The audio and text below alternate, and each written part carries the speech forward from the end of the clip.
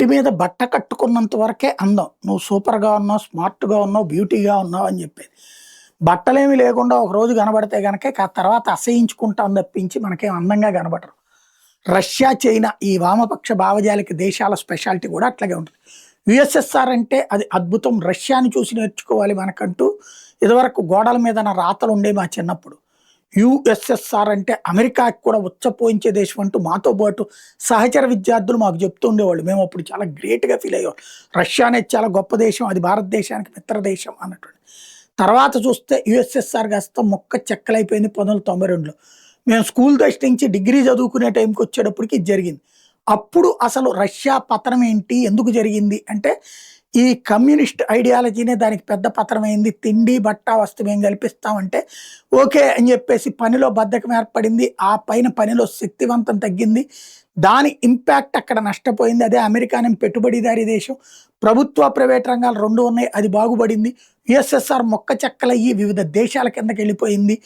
Gorbachev టైంలో అన్నటువంటిది అప్పుడు చదువుకుని అయ్యో అనుకున్నాం. అప్పుడు కానీ దాని అందం అర్థం కాలేదు. ఇదంతా ఇప్పుడు ఎందుకు చెప్పాల్సి వస్తుంది అంటే అందంగా కనిపిస్తున్నటువంటి దేశాల వెనకాల ఉన్నటువంటి చరిత్రలు. చైనా ఇప్పటికే సంక్షోభంలో ఉంది, కానీ గుప్పెట మూసి బయటకి తెలియనివ్వకుండా చేస్తోంది. ఆర్థిక సంక్షోభం ఉంది. ప్రపంచవ్యాప్తంగా అతి తెలివితేటలకు పోయి అమెరికాని పక్కన పెట్టి అమెరికా స్థాయికి తను రావాలనుకుంది. అమెరికా పక్క దేశాలకి రోడ్లేసి డబ్బులు సంపాదించుకోవాలి.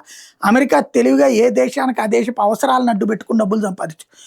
చైనా వాడు బెల్ట్ అండ్ రోడ్ ఇనిషియేటివ్ అని, సిల్క్ రోడ్ అని ఇట్లాంటి ఇతర దేశాలతో లింకులు పెట్టుకుని రోడ్లు వేసుకున్నాడు.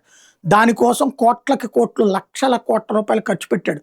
వాళ్ళ దేశానికి మిగతా దేశాల వాళ్ళు అందరూ వస్తారనుకుని పెద్ద పెద్ద నగరాలే కట్టేశాడు.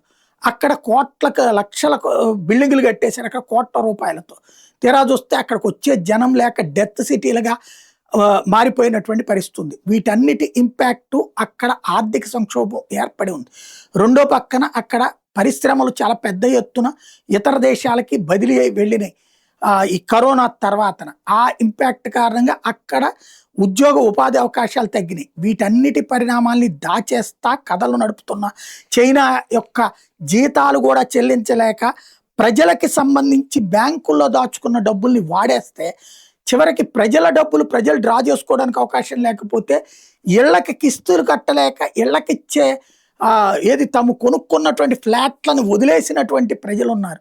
ఇప్పుడు అక్కడ రియల్ ఎస్టేట్ మార్కెట్ చూస్తే 20 సంవత్సరాల లోయెస్ట్కి పడిపోయింది అన్నటువంటిది నివేదికలు చెప్తున్నటువంటి నిష్ఠుర సత్యం.